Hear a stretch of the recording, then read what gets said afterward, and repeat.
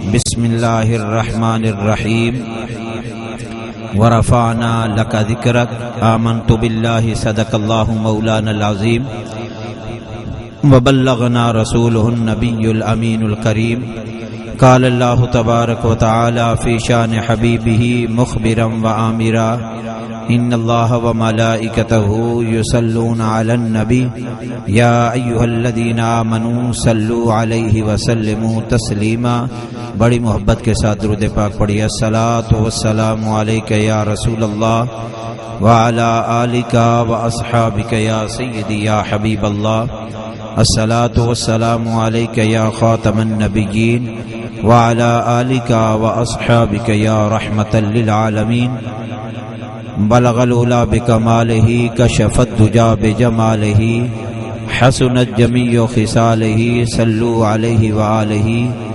یا رب بالمصطفیٰ بلغ مقاصدنا واغفر لنا ما مضى یا واسع الکرم۔ یا رب جمعا طلبنا منك مغفرة وحسن خاتمته یا مبدی النعم۔ یا صاحب الجمال و یا سید البشر من وجهك المنیر لقد نور القمر لا يمكن الثناء كما كان حقه بعد از خدا بزرگ توی قصہ مختصر۔ آج کی یہ بابرکت محفل جو کہ محمد منہاس مرحوم کے ایصال ثواب کے لیے سجائی گئی ہے، اللہ رب العالمین اپنے پیارے محبوب علیہ الصلوۃ والسلام کا صدقہ اس ذکر مصطفیٰ صلی اللہ علیہ وسلم کے صدقے مرحوم کی بخشش فرمائے، اس کے درجات بلند فرمائے، اس کی قبر پہ کروڑ رحمتیں نازل فرمائے۔ یہ بڑی خوش نصیبی ہے اور اللہ کی رحمت ہے جن کے عزیز و اقارب اس دنیا سے چلے جائیں اور ان کے ایصال ثواب کے لیے ان کے گھر والے، ان کے بھائی، ان کے رشتہ دار، ان کے والدین حضور کا ذکر سجا کر اس کے ایصال کے لیے اہتمام کرتے ہیں، کیونکہ مرنے کے بعد انسان کے سارے عمل منتقل ہو جاتے ہیں، لیکن 3 عمل ایسے ہیں جو مرنے کے بعد بھی فائدہ دیتے ہیں۔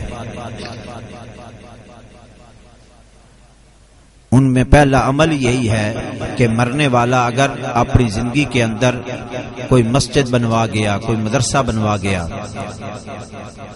یا کسی نے کوئی پانی کا اہتمام کیا، نلکا لگوایا، جب تک لوگ نماز پڑھتے رہیں گے، مدرسے میں بچے پڑھتے رہیں گے، اس نلکے سے پانی پیتے رہیں گے، مرنے والے کو ایصال ثواب پہنچتا رہے گا۔ اور دوسرا عمل یہ ہے کہ مرنے والا اگر لوگوں کو علم دے کر چلا گیا، قرآن پڑھا کے چلا گیا، تو جب تک قیامت تک وہ علم پڑھتے رہیں گے، قرآن کی تلاوت کرتے رہیں گے، مرنے والے کو ثواب پہنچتا رہے گا۔ اور تیسرا عمل یہی ہے کہ مرنے والا اگر دنیا سے چلا گیا، اس کے والدین چلے گئے تو اولاد نیک ماں باپ کے لیے ہاتھ اٹھا کے دعا کرے، اگر اولاد چلی گئی تو اس کے ماں باپ، اس کے عزیز و اقارب، اس کے بھائی رشتہ دار اس مرنے والے کے لیے ہاتھ اٹھا کے دعا کرتے تو اللہ تعالیٰ اس کی بخشش فرما دیتا ہے۔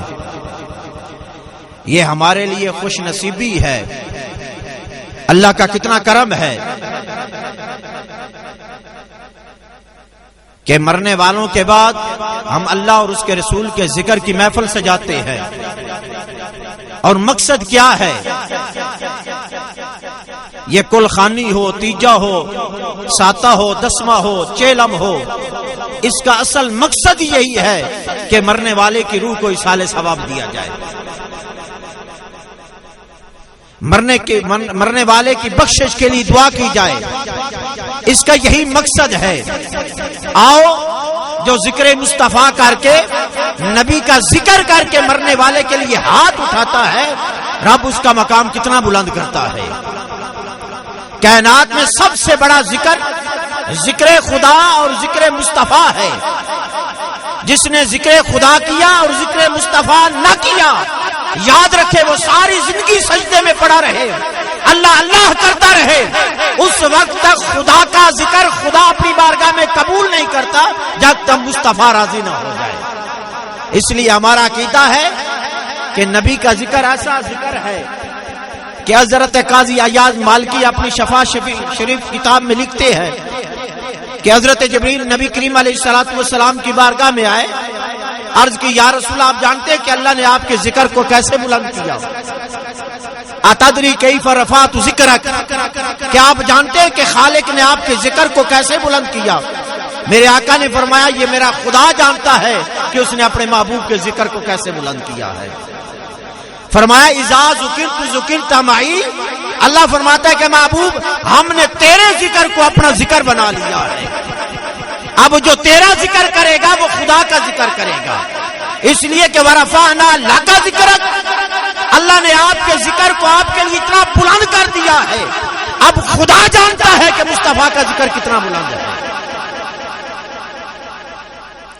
جعلتک ذکرا من ذکری فمن ذکرک ذکرنی، بس جس نے تیرا ذکر کیا اس نے خدا کا ذکر کیا ہے. یہ ایسا ذکر ہے، اس نبی کا ذکر ہے، اس مصطفیٰ کا ذکر ہے، اس لجپال مدنی تاجدار کا ذکر ہے. جب کچھ نہ تھا پھر بھی ذکر رسول تھا، جب کچھ نہ تھا پھر بھی ذکر مصطفیٰ تھا، جب کچھ نہ ہوگا پھر بھی ذکر مصطفیٰ. خالق کائنات خود فرماتا ہے کل من علیہا فان، جب ہر شے فنا ہو جائے گی، ہر چیز ختم ہو جائے گی، وَيَبْقَى وَجْهُ رَبِّكَ ذُو الْجَلَالِ وَالْإِكْرَامِ، ذکر باقی رہے گا تو خدا کا ذکر باقی رہے گا. ہر شے فنا ہو جائے گی، ہر چیز ختم ہو جائے گی، ایک ذکر ہوگا، خدا کی ذات باقی ہوگی. جب تک خدا رہے گا اس وقت آپ یہ سوچیں گے جب ہر شے فنا ہو جائے گی، ایک خدا کی ذات باقی ہے، پھر ذکر مصطفیٰ کیسے باقی رہے گا؟ یعنی جب کچھ نہ تھا پھر بھی ذکر مصطفیٰ جا، جب کچھ نہ ہوگا پھر بھی ذکر مصطفیٰ ہوگا. یہ قرآن پاک کی آیات مبارکہ اس کی دلیل دیتی ہے. ہر نعت خان جب بھی نعت حضور کی پڑھتا ہے تو اس آیات مبارکہ کے حکم کے مطابق اپنی نعت کو شروع کرتا ہے. اللہ تعالیٰ قرآن میں فرماتا ہے ان اللہ و ملائکتہ یصلون علی النبی، میں اور میرے سارے فرشتے نبی کی ذات پہ درود پڑھتے ہیں. اب درود ایسا وظیفہ ہے جو خود سنت خدا ہے. نماز ہمارے لیے فرض ہے، خدا نماز نہیں پڑھتا. روزہ ہمارے لیے فرض ہے، خدا روزہ نہیں رکھتا. اللہ نماز سے بھی پاک، روزے سے بھی پاک، حج سے بھی پاک، زکات سے بھی پاک. یہ ہمارے لیے عمل ہے، ہم نہ کریں تو گناہگار ہو جائیں. لیکن درود پاک ایسا عمل ہے جو خود خدا بھی کرتا ہے، خدا کے فرشتے بھی کرتے ہیں. اب دیکھیے اللہ تعالیٰ نے مطلق فرما دیا ان اللہ و ملائکتہ یصلون علی النبی، میں بھی درود پڑھتا ہوں، میرے ملائکہ بھی درود پڑھتے ہیں. اب قرآن کی الف لام میم کی الف سے لے کر والناس کی سین تک اللہ یہ نہیں فرماتا کہ میں صبح کو درود پڑھتا ہوں شام کو نہیں پڑھتا، شام کو پڑھتا ہوں دوپہر کو نہیں پڑھتا.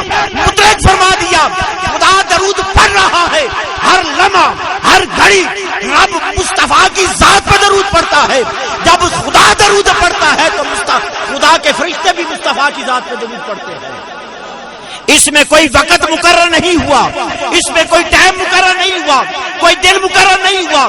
اس لیے جب تم درود پڑھو وقت کو نہ دیکھو، کھڑے ہو تو مصطفیٰ کی ذات پہ درود پڑھو، بیٹھے ہو تو مصطفیٰ کی ذات پہ درود پڑھو، چلتے ہو تو مصطفیٰ کی ذات پہ درود پڑھو، لیٹ جاؤ تو مصطفیٰ کی ذات پہ درود پڑھو.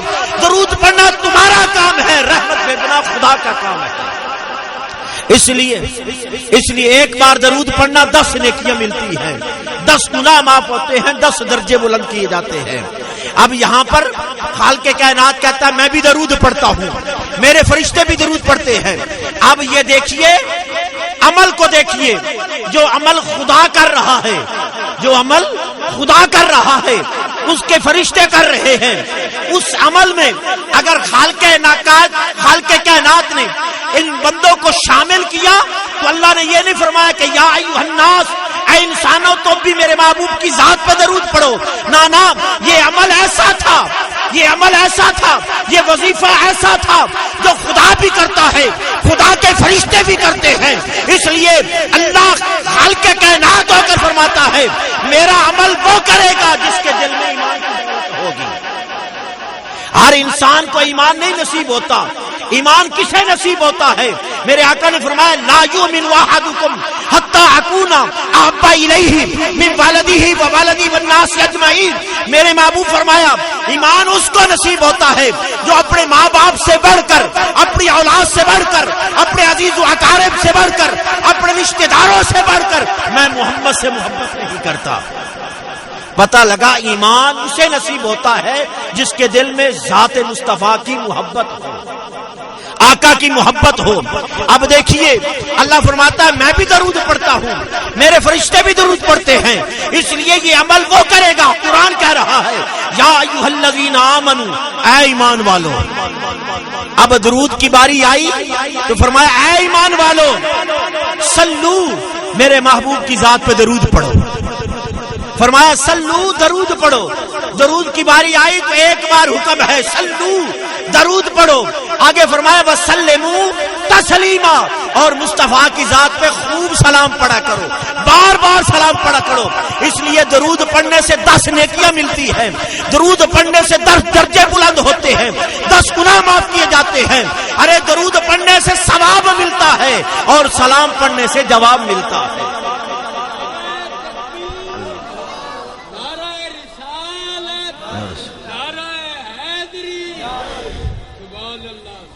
اور یہ درود کی فضیلت ہے۔ ذکر مصطفیٰ میں سب سے بڑا ذکر حضور کی ذات پہ درود پڑھنا، حضور کی ذات پہ درود پڑھنا اور محبت سے پڑھنا۔ حضرت امام جزولی بن سلیمان وقت کے امام ہے، انہوں نے دلائل الخیرات کتاب لکھی ہے، درود پاک کی کتاب لکھی ہے۔ یہ ہمارے خاندان چشت کا یہ وظیفہ ہے، اس کی 7 منزلیں ہیں، روزانہ کی 1 منزل درود پاک کی ہے۔ انہوں نے اس پہ کتاب لکھی ہے، درود پاک کی فضیلت بیان کرتے ہوئے فرماتے ہیں امام جزولی بن سلیمان رحمت اللہ فرماتے ہیں میں ایک جنگل سے گزرا، مجھے پانی کی ضرورت تھی، میں نے وضو کرنا تھا، میں ایک کنویں کے قریب گیا، کیا دیکھا کہ کنویں کا پانی بہت نیچے تھا، بہت نیچے تھا، جہاں میں پانی نکالنے کے لیے میرے پاس نہ ڈول تھا نہ رسا تھا۔ میں نے دیکھا کہ ایک ٹوٹے ہوئے مکان کی چھت پہ، اللہ اکبر، ایک ٹوٹے ہوئے مکان کی چھت پہ ایک معصوم بچی کھڑی ہے۔ میں نے اس بچی سے کہا کوئی ڈول لے کر آ اور رسا لے کر آ، میں نے کنویں سے پانی نکالنا ہے اور وضو کرنا ہے۔ وقت کا امام ہے، وقت کا امام امام بن جزولی بن سلیمان فرماتے ہیں میں نے کہا کہ کوئی ڈول لے کر آ۔ وہ بچی مسکرا کے کہنے لگی، بچی مسکرا کے کہنے لگی اتنے بڑے ہو گئے ہو کنویں سے پانی نہیں نکال سکتے؟ اللہ اکبر، اتنے بڑے ہو گئے کنویں سے پانی نہیں نکال سکتے؟ آپ مسکرائے، فرمایا بیٹا پانی بڑا نیچے ہے، جب تک ڈول کا انتظام نہیں ہوگا، جب تک رسے کا انتظام نہیں ہوگا میں کنویں سے پانی کیسے نکالوں؟ آپ بچی مسکرانے لگی، کہا میں نے بڑے چرچے سنے ہیں تیری بڑی کرامات سنی ہے، تیرے بڑے چرچے سنے ہیں کہ تو اللہ کا ولی ہے، ایک کنویں سے پانی نہیں نکال سکتا؟ وہ بچی مسکراتی ہوئی اپنی تھوک اس کنویں میں پھینکی، اس بچی کی تھوک کنویں میں جانے کی دیر تھی کہ پانی کنویں کا کناروں سے باہر آ گیا، کناروں سے باہر آ گیا۔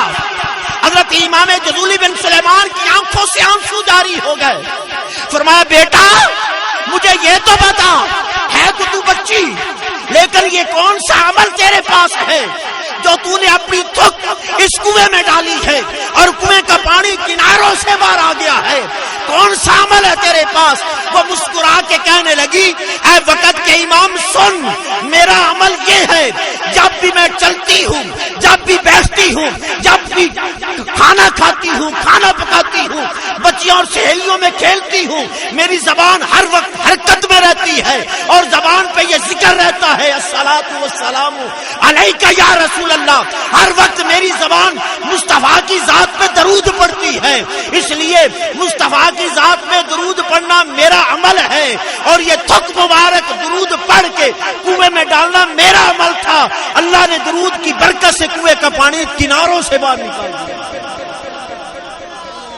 اب دیکھ، معصوم بچی تھی، اگر ایک معصوم بچی مصطفیٰ سے محبت کرے اور آقا کی ذات پہ درود پڑھے، آقا کی ذات پہ درود پڑھے، اور درود کا یہ مقام ہے، انہوں نے پھر درود مبارکہ پہ یہ کتاب لکھی دلائل الخیرات۔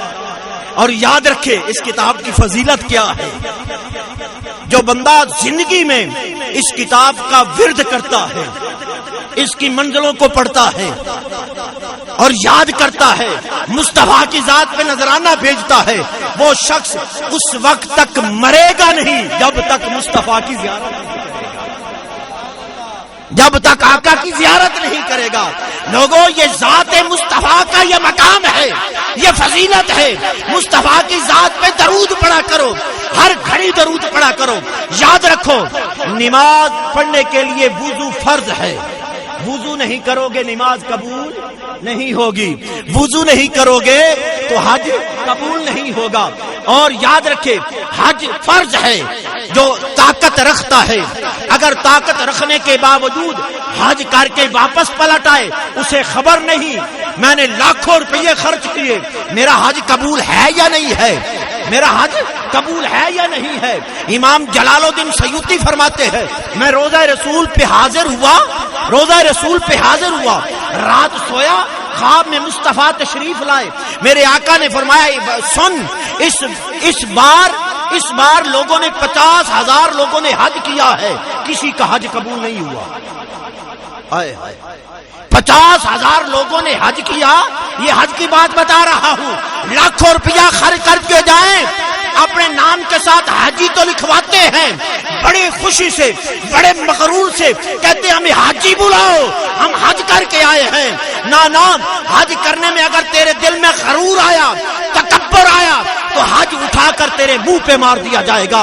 امام جلال الدین سیوطی رحمت اللہ وہ امام ہے جنہوں نے جاگتے ہوئے 70 بار حضور کی زیارت کی ہے۔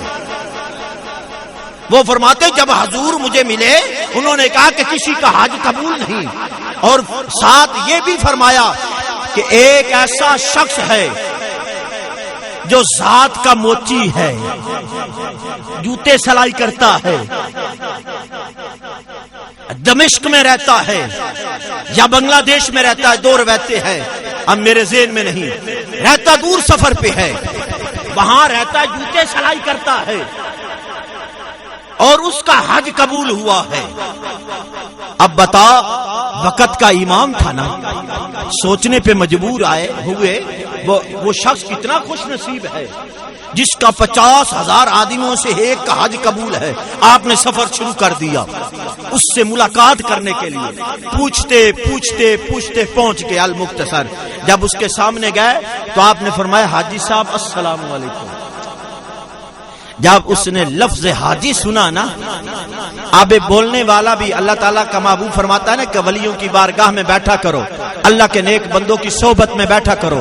صحابہ نے عرض کی یا رسول اللہ کے نیک بندوں کی نشانی کیا ہے، اللہ کے نیک بندوں کی نشانی کیا ہے؟ تو میرے محبوب نے فرمایا اللہ کے نیک بندوں کی نشانی یہ ہے ان کا چہرہ دیکھے تو خدا یاد آ جائے، ان کا چہرہ دیکھے تو خدا یاد آ جائے۔ اب وہ اللہ کا ولی تھا نا، چہرے پہ نور تو ہوگا نا، چہرہ تو چمک رہا ہوگا۔ جب انہوں نے کہا حاجی صاحب السلام علیکم، اس کی آنکھوں سے آنسو جاری ہو گئے، اس نے زاروں قطار رونا شروع کر دیا۔ آپ نے پوچھا روتا کیوں ہے؟ وہ کہنے لگا آپ کے چہرے سے تو آپ بڑی شخصیت لگ رہے ہیں، وہ کوئی اللہ کے نیک بندے ہیں. روتا اس لیے ہوں میں نے حج کیا نہیں, آپ مجھے حاجی کیوں بلا رہے ہیں؟ اس پریشانی کے عالم میں پھر وہ ڈوبے. خبر کہاں سے ملی تھی؟ خبر تو غلط ہو نہیں سکتی کہ حضور نے فرمایا تھا. خبر تو غلط ہو نہیں سکتی, پریشانی کے عالم میں ہے, یہ کیسے ہو سکتا ہے؟ آپ نے فرمایا مجھے کچھ بتا تو صحیح, تو حاجی کیوں نہیں؟ وہ کہنے لگا کئی سالوں سے یہ جوتے سلائی کر رہا ہوں, پیسے جمع کرتا رہا کہ جب پیسے جمع ہوں گے تو حج کے لیے جاؤں گا.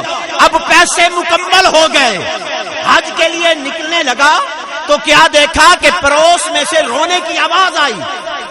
آج ہم خود کھاتے ہیں, اپنی گواڈیوں کا خیال نہیں کرتے. یاد رکھو جس کا گواڈی اگر مصیبت میں ہے وہ کتنی مرضی عبادت کرے, کبھی عبادت قبول نہیں ہو سکتی. وہ کہنے لگا میں حج کے پیسے جمع کر کے جانے لگا, ساتھ والے گھر سے رونے کی آوازیں آئی. میں نے دروازے پہ دستک دی, پوچھا کیا وجہ ہے؟ وہ کہنے لگا یہ بچے بھوکے رو رہے ہیں, آج کئی دنوں سے انہوں نے کھانا نہیں کھایا. آپ وہ موچی کہتا ہے کہ میں نے کہا وہ چولہے پہ جو دیچکی رکھی ہوئی یہ کیا پک رہا ہے؟ اس نے کہا خالی رکھی ہوئی ہے, بچوں کو پتا چلے کوئی شے پک رہی ہے. وہ کہنے لگا میرے دل میں یہ بات آئی کہ تو حج کے لیے جا رہا ہے اور یہ بھوکے مر رہے ہیں. میں نے وہ سارے پیسے اٹھا کر ان کو دے. ارے جو لاکھوں روپیہ لگا کر حج کرنے کے لیے جاتے ہیں, ان کا حج مدینے کی زیارت کرنے کے باوجود, خانہ کعبہ کا طواف کرنے کے باوجود, صفا مروہ پہ دوڑنے کے باوجود, میدان عرفات کی زیارت کرنے کے باوجود ان کا حج قبول نہیں ہوتا جب تک دل مصطفیٰ کے لیے جائے. جب مخلوق کے لیے یہ دل جھک نہ جائے. یاد رکھو حج کریں گے مغرور ہوں گے تو حج تمہارے منہ پہ مار دیا جائے گا. زکات دو گے تو اندر یہ غرور آ جائے کہ لوگ مجھے آکھے یہ بڑا صدقہ و خیرات کرتا ہے, بڑی زکات دیتا ہے. یاد رکھو میرے آقا نے فرمایا رب کی راہ میں دینے لگو ایسے دو کہ تمہارے دوسرے ہاتھ کو بھی پتہ نہ چلے. آج ہم لوگوں کو جمع کر کے اعلان کر کے دیتے ہیں آؤ جسے کوئی چیز چاہیے تو لے جاؤ. نہ یہ لوگوں کو بتا کر دینا. پتا چلا آخری بات سمجھانے کے لیے کر رہا ہوں. حج کرو گے اگر تھوڑا سا غرور آیا تو حج تمہارے منہ پہ مار دیا جائے گا. اگر نماز پڑھو گے اس لیے کہ لوگ تمہیں نمازی کہیں, نماز تمہاری قبول نہیں ہوگی. روزہ رکھو گے اس لیے کہ لوگ تمہیں روزے دار کہیں, روزہ تمہارا قبول نہیں ہوگا. زکات دو گے اس لیے کہ لوگ تمہیں کہیں کہ یہ زکاتی ہے, یہ صدقہ دینے والا ہے. لوگوں کے دکھلاوے کے لیے کرو گے عبادت, وہ عبادت قبول نہیں ہے. آؤ نبی کی ذات پہ درود کا کتنا مقام ہے, نبی کی ذات پہ درود کی کتنی فضیلت ہے. میرے آقا نے فرمایا درود اگر تو بیٹھ کے پڑھے پھر بھی قبول ہے, درود تو کھڑا ہو کے پڑھے پھر بھی قبول ہے, درود تو چارپائی پہ لیٹ کے پڑھ پھر بھی قبول ہے, درود تو چلتا پھرتا پڑھ پھر بھی قبول ہے. اور یاد رکھ اگر درود بغیر وضو سے پڑھے گا پھر بھی قبول ہے. اللہ درود بغیر وضو سے پڑھے گا پھر بھی قبول ہے. اگر وضو کے ساتھ پڑھے گا تمہیں مقام دیا جائے گا, تمہیں فضیلت ملے گی. اور یہ جو بات آخری بتا رہا ہوں یہ بڑی مضبوط بات ہے حضور کی ذات پہ درود پڑھنے کی. اگر درود تم غرور سے پڑھو گے, جو بھی عبادت غرور سے کرو گے وہ قبول نہیں ہے. درود بے شک ہاتھ میں تسبیح پڑھ, گلیوں میں پڑھ, بازاروں پہ پڑھ, لوگوں کو دکھلا کے پڑھ, لوگوں کو دکھانے کے لیے درود پڑھ پھر بھی قبول ہے. یہ کیسا وظیفہ ہے؟ اس لیے درود پڑھنا خدا کی سنت ہے, درود پڑھنا انبیاء کی سنت ہے, اور درود پڑھنا فرشتوں کی سنت ہے. اور درود وہ پڑھے گا جس کے دل میں ایمان ہوگا, جس کے دل میں ایمان ہوگا. اور یاد رکھو ایمان اسے ملتا ہے جسے مصطفیٰ سے محبت ہوتی ہے, جسے آقا سے محبت ہوتی ہے. یہ نماز جو ہم پڑھتے ہیں, نماز کی روح کیا ہے؟ ایمان. نماز کی روح کیا ہے؟ ایمان. اور یاد رکھو اگر ایمان نہیں بندے کو, بندے نے کلمہ نہیں پڑھا, وہ نماز پڑھتا رہے, اس کی نماز قبول ہوگی نہیں ہوگی. اس لیے نماز سے پہلے ایمان ضروری ہے. نماز کی روح کیا ہے؟ ایمان ہے. زکات کی روح کیا ہے؟ ایمان ہے. جب تک تیرے دل میں ایمان کی دولت نہیں ہوگی تو اللہ کی راہ میں ساری دولت خرچ کر دے، وہ قابل قبول نہیں ہے. اور یہ مشکوٰۃ شریف کی حدیث مبارکہ ہے. ایک ایسا شخص تھا جس کے 2 بیٹے تھے، ایک مسلمان تھا ایک کافر تھا. باپ ان کا جو تھا وہ بھی کافر تھا. وہ مرنے لگا. اس نے کہا کہ میں جب مر جاؤں، بیٹوں کو کہنے لگا جب میں مر جاؤں میری طرف سے 100 غلام آزاد کرنا. وہ مر گیا. جو اس کا کافر بیٹا تھا نا اس نے اپنی طرف سے 50 غلام آزاد کر دیے. جو مسلمان تھا نا اس نے کہا میں نے 50 غلام آزاد نہیں کرنے، میں پہلے مصطفیٰ کی بارگاہ میں جاؤں گا، اگر میرے آقا نے حکم دیا تو پھر آزاد کروں گا. وہ مصطفیٰ کی بارگاہ میں گیا، عرض کرنے لگا یا رسول اللہ میرا باپ مرا ہے، وہ کافر تھا، وہ ایمان پہ نہیں تھا. اس نے ہمیں وصیت کی کہ میری طرف سے 100 غلام آزاد کرنا. یا رسول اللہ میرے دوسرے بھائی نے 50 غلام آزاد کر دیے، میرے لیے کیا حکم ہے؟ تو میرے آقا نے فرمایا اگر تیرا باپ ایماندار ہوتا، مسلمان ہوتا، کلمہ پڑھا ہوا ہوتا تو یہ 50 غلام آزاد کرنا اسے فائدہ دیتے. اس لیے 50 غلام آزاد کرنے کا کوئی فائدہ نہیں، اس لیے کہ مرنے والا بے ایمان تھا. مرنے والا بے ایمان تھا. پتہ چلا زکات کی روح بھی ایمان ہے، حج کی روح بھی ایمان ہے. ایمان ہوگا تو حج قبول ہوگا. روزے کی روح بھی ایمان ہے. اب پتہ چلا ساری عبادتوں کی روح کیا ہے؟ بولے سب، ساری عبادتوں کی روح کیا ہے؟ ایمان ہے. اور ایمان بھی ایک چیز ہے نا. ایمان کی روح کیا ہے؟ ایمان کی روح کیا ہے؟ ایمان کسے ملتا ہے؟ آؤ مصطفیٰ کا ذکر سننے والوں، آقا کا ذکر کی محفل میں بیٹھنے والوں اور محمد منہاس مرحوم کے اصالہ ثواب کے لیے اکٹھے ہونے والوں، آؤ. عبادت کی روح ایمان ہے اور ایمان کی روح ذات مصطفیٰ ہے. ایمان کی روح ذات مصطفیٰ ہے. پتہ چلا ایمان اسے ملتا ہے جس کے دل میں مصطفیٰ کی محبت ہو. نماز خدا کی عبادت ہے اگر قابل قبول ہو جائے، اگر رب قبول کرے. روزہ عبادت ہے اگر رب قبول کر لے. حج عبادت ہے اگر رب قبول کرے. زکات عبادت ہے اگر رب قبول کرے. اور یاد رکھو محبت مصطفیٰ وہ چیز ہے جب بھی تو ذات مصطفیٰ پہ درود پڑھے گا اللہ ہر گھڑی تیرا درود اپنی بارگاہ میں قبول کرے گا. ہر گھڑی تیرا درود اپنی بارگاہ میں قبول کرے گا. اس لیے ہمارا تعلق صرف ذات مصطفیٰ سے ہو جائے. ہمارا تعلق ذات مصطفیٰ جو ہو جائے. ہمارا یہ ایمان ہے اے عقل والو، ہمارا محمد خدا نہیں ہے. ہمارا ایمان کیا ہے اے عقل والو؟ ہمارا محمد خدا نہیں ہے، مگر دلوں میں یہ نقش کر لو وہ خدا سے جدا نہیں ہے. وہ خدا سے جدا نہیں ہے. اگر خدا کو راضی کرنا چاہتے ہو تو ذات مصطفیٰ کی محبت دل میں جما لو، آقا کی محبت دل میں جما لو. اس لیے اللہ اللہ کرنے سے اللہ نہ ملا. اللہ والے ہیں جو اللہ سے ملا دیتے ہیں. اللہ والے ہیں جو اللہ سے ملا دیتے ہیں. اور مصطفیٰ کا ذکر کرنا یہ عبادت ہے. انبیاء کا ذکر کرنا عبادت ہے اور اولیاء کا ذکر کرنا گناہوں کا کفارہ ہے. اس لیے آج کا یہ پروگرام اس لیے سجا ہے، آج کی یہ محفل اس لیے منعقد ہوئی ہے کہ ہم اللہ اور اس کے رسول کا ذکر کریں. اور اس ذکر سارے کا ثواب مقصد کیا ہے کہ مرحوم کی بخشش ہو جائے، اس کے درجات بلند ہو جائے، اس کی قبر پہ کروڑ رحمتیں نازل ہوں. اللہ تعالیٰ میری اور آپ سب کی حاضری کو اپنی بارگاہ میں قبول فرمائے اور مرحوم کے درجات بلند فرمائے. اللہ تعالیٰ ہم سب کو مصطفیٰ کی ذات پہ درود پڑھنے والا بنائے، آقا کی ذات پہ درود پڑھنے والا بنائے.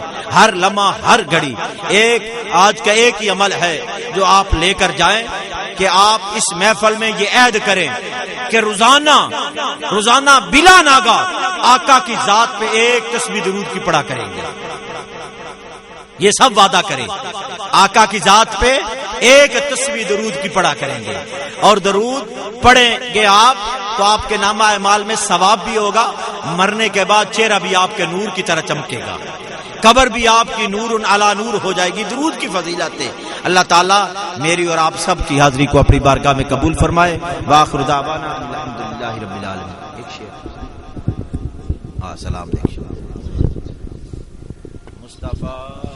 مصطفیٰ جانے رحمت پیلا کون سلام شمع بز میں ہدایت پیلا کون سلام آسیوں تھام لو دامنے مصطفیٰ پھر پڑھو رب کی رحمت پیلا کون سلام شمع بز میں ہدایت پہ